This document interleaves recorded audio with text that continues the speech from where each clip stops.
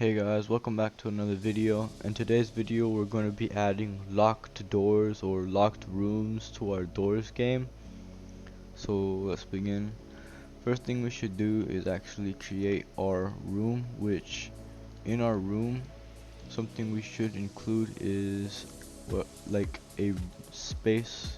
So you know how indoors sometimes there's like a basement and a switch or a key or whatever inside of it. That's basically something you should add to one of your rooms or somewhere for the key to be hidden for now. So I'm just gonna duplicate room 2, move it a bit forward, change the name to room 3. Now I'm not gonna change much. All I'm gonna do is maybe right here I'm gonna make it so you can like walk in with another door, and then there should be a key inside of here. So I'll cut back once I have done that. Alright guys, I have created the little room right here, and something we should do real quick is instead of this being at the start, the door being at the start of the room, let's just put that at the end. So select your door, I'm gonna name this door too. Select your door, get your front walls, and just move this.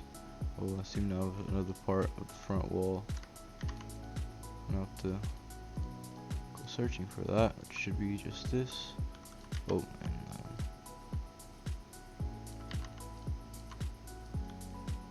go ahead and move this to the other side of the room, and then just gonna line this up how I'd like. Might want to get it on the end point, just like that. I'm gonna move this back, just so the door is here, and rotate, or actually since we already have the text there, that should be fine, but we might want to move these front walls. Just want to make sure everything looks right, not slightly offset. Just move this forward a bit, just like that. That should be fine. And then just gonna do the same thing for these other rooms. So room 2, just gonna get the door and the front wall parts. Yeah, I've got this weird little extra part on all the rooms apparently. Didn't mean to have that, but it's fine. Line this up.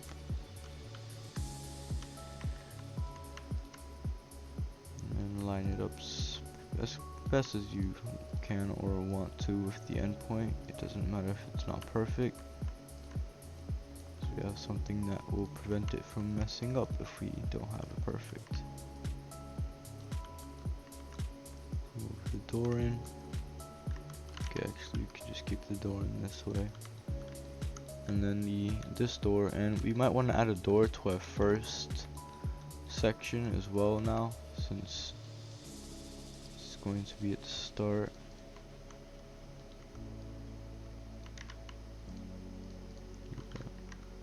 Alright, this one I should just be able to move straight back, as it is a straight hallway. And then I'm just going to duplicate this, move it in front of the other door, or the door number 1 you could call it. Line it up.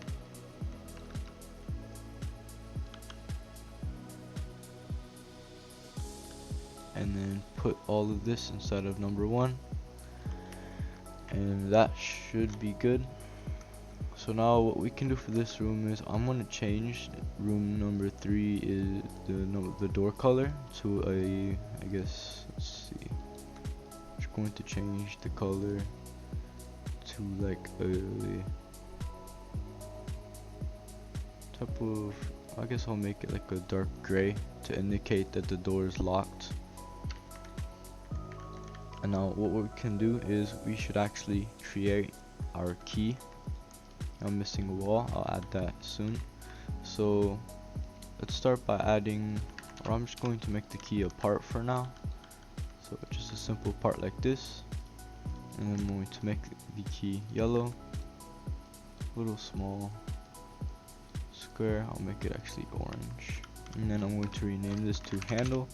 As for now, we're going to go into workspace, hit the plus, insert tool, put this handle part in the tool, and I'm just going to name this key. And then I'm going to put this in replicated storage, and then I'm going to duplicate the handle, put it in workspace. I'm going to take it, I'm going to put it somewhere on this shelf, and then I'm just going to rename this to key, and I'm going to anchor it. I'm going to go into room 3, and I'm just going to put this inside of the shelf model.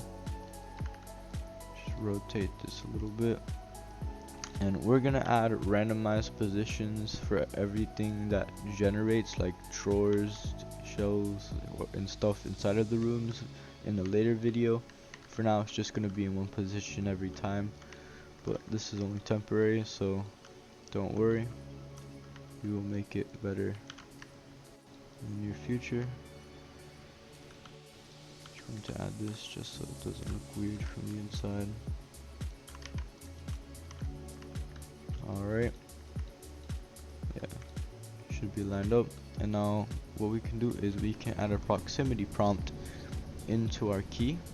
So just hit the plus on the key and insert a proximity prompt, and then inside the key hit the plus one more time, insert a script, and now just rename the script to, I guess, give key. So we're gonna do script.parent.proximity prompt.triggered connect function. So when the script's parent, which is the key, which is what the script is inside of, and then the proximity prompt, which is inside of the script's parent, which is the key, is triggered, or when you press E on it. And actually we might want to configure this. It's going to be pick up, and the object text will be key, and make sure you disable require line of sight, because that's going to make it so you actually have to like look directly at the object, whereas if you disable that, you can be like angled to the side and still be able to toggle it. But if you have it on, then you have to look directly at it to be able to pick it up. But you can keep that setting on if you'd like. So when this is triggered, first thing we're gonna pass the parameter player. As you can see, player who triggered it is what the first parameter will be. So we want to check if the player already has the key inside of their inventory or in their backpack. So we're gonna do a for loop.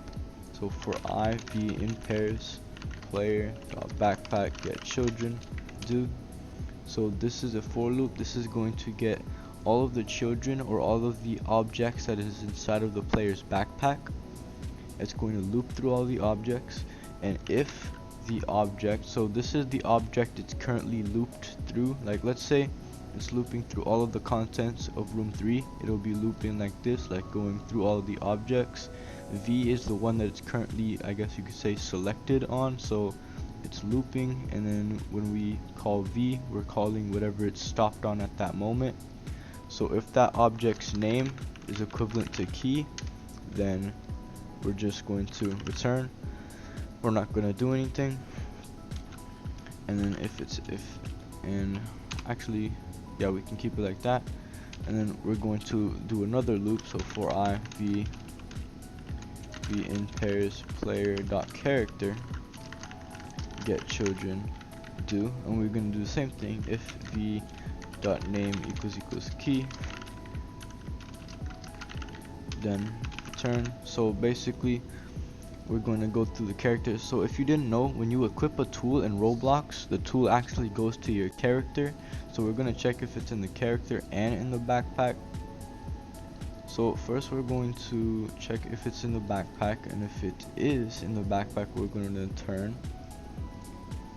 And actually, something else we could do is just clear all the items in the player's inventory already and then add it in, but we're not going to do that. And before we edit anything else, let's just make it so it puts the key in the backpack anyways. So we're just going to do game.replicatedStorage.key clone.parent equals player.backpack.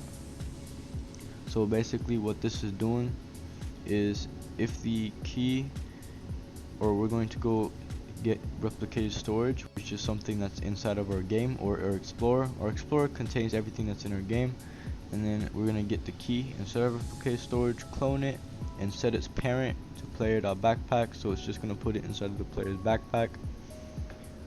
So for this, we should probably change this because we want to check if it is in the backpack. So let's cut this part out, and if it's not, if there's nothing inside of the backpack called key, then we're just going to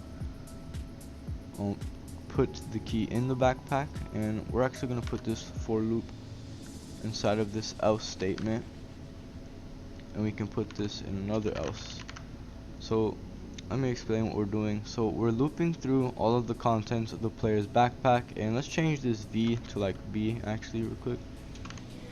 We're looping through the backpack, and if there's something named key in the backpack, then we're just gonna return and we're not gonna do anything. If there's nothing called key in the backpack, then we're gonna loop through everything inside of the character, and if there's also nothing in the character called the key, then we're going to put something in the player's backpack called key.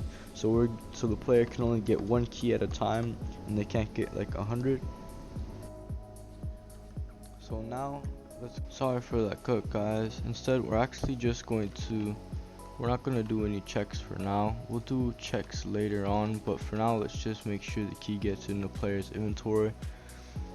So you can remove everything else. All we need is game.replicate storage.key clone. Sorry if I made you type anything extra. So let's just load up the game real quick,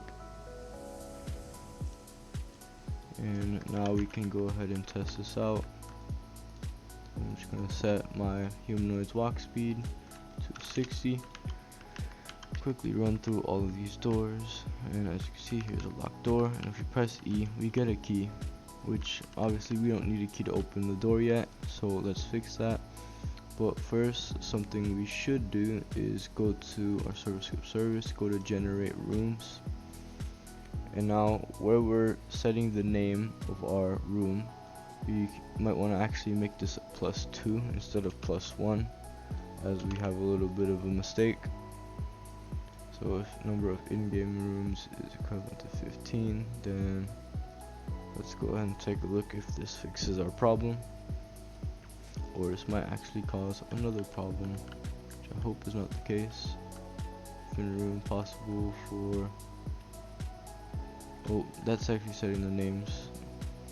I do not set the names. We want to actually just set the text on the door.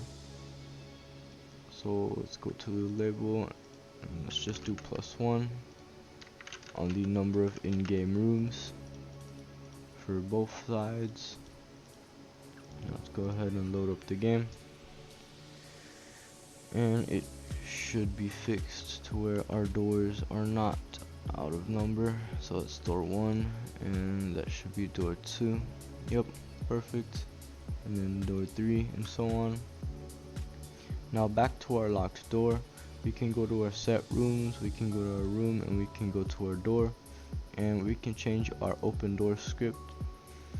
So we're not going to do if player, we're going to do if hit dot name equals key, or if hit dot parents dot name is equivalent to key, as that's the name of our tool. Then the first thing we're going to do is hit dot parent, and then destroy, so that's going to destroy the key, and that should make it so our door will only unlock if the key is being held by the player. So let's go ahead and try this out. So if we just walk through a few rooms, I'm gonna set my walk speed once again, as it's not the best to just walk through all these slowly.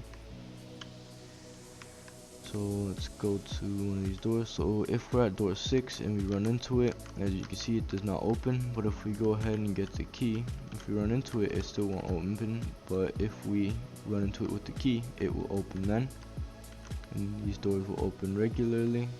Once again, this is locked. Now something else we can do, which I will do, is in our set rooms, we can go to room 3, and then we can instead put a proximity prompt inside of extra door part 3 or extra door part, and then in our open door script we can just select all of this and hit Control/, which will comment everything out. And now let's do something else. So in our proximity prompt, let's just name action text to unlock, and let's change the object text to door. So we can probably put a value inside of our extra door part, which is going to be a bool value, and we're going to name this bool value locked, and we're going to set it to true. And we can actually keep this part above, so select it again and hit Ctrl/ again if it was commented out. And let's change if hit.parent.name equals key and just to if player and script.parent.locked.value equals false. Then so this is going to check if this value is false, and if it is false, then it's going to destroy the door. So if it's not locked, then the door will open when you touch it, but if it is locked, then it will not open. And now what we will do is if script.parent.proximity prompt triggered connect function, and we actually don't need this if, I don't know why I added that. So this is going to get the script's parent, which is the door part, and then we're going to get the proximity prompt instead of the door part and get when it's triggered. And then what we're going to do is pass player, and now if the player has the key equipped, then what we're going to do is if player, or yeah, let's do if player, or we could do a loop. So for I v in pairs player dot character get children, do if v dot name equals key, then v or script.parent.locked.value equals false, and then script.parent destroy. So we're going to loop through the player's character, and if something is named key inside of the player, then we're going to do script.parent.locked.value equals false. So we're just going to set this locked to false, so it's basically unlocked, and then we're going to destroy the proximity prompt. Or actually we're just going to do script.parent.proximity prompt destroy, since the door is going to be unlocked. So now if we go into our open script, yep, it's checking if it's false. So I'm going to save the game, and I'm going to go ahead and play test it. Let's see if our door is locked. So let's open the elevator door, and okay, we have a door pretty soon on right there. So let's just go through door 2, and then we would have come across our locked door, which should have a proximity prompt in it. As you can see, we can't open it. That is a lot of errors actually. So if script.parent.locked value will tend to index boolean with value. Oh yeah, we might not have to do that, but let's just get the key and run into it anyways, even though this is just gonna spam us with a bunch of errors. I guess we can remove, or I actually forgot something. If we go into our locked value, okay, this doesn't actually have it, but let's just name this value door locked, and let's change this to door locked and door locked. And I'm just gonna remove value. Let's see what happens if we remove value. Let's go ahead and hit play. I might actually know why it was erroring, or there's two reasons why it could have been erroring. So let's see. There's not a locked door coming up anytime soon, so I'm just going to speed up my character. So let's go through all these doors real quick and find ourselves a locked door, just like this one. Let's see these errors. Oh, no errors, which is good. As you can see, the door won't open. Now if we get a key and we don't equip it, it won't work. What if we have the key and we click it? Door locked is not a valid member of parts, the actual door part. That's actually quite strange, as it should be part. And which number door is this? This is door 6. So if we go into rooms and we go to door 6 and we go to door, extra door part, the value is actually part of it. It says door locked is not a valid member of part workspace dot extra door part, but it is, which is interesting. So maybe we change this up a bit. We're just gonna change script.parent wait for child door locked equals false, or actually I guess we do dot value parent wait for child door locked. Should have to add door dot value to check its value. right here. So I guess let's try this one more time. Sorry for a few mistakes. Usually I would edit a mistake out, but I would just like to show the testing process of making a game. Let's just go back to our character. If anything, there's one more error left, and I do have an idea on what that is. Is it back? Nope. So if we go here, get the key, try to unlock it, and then if we do this, yep, it opens the door. I mean, actually, we don't destroy the key, so then, well, as you can see, the door gets unlocked, and then we can open it, unlock it, and then we open it. And one final thing we should add inside of our open door is when we do open it, we can do script, or we can do v destroy, because it's going to destroy the key, so the player will no longer have the key and the door will be open.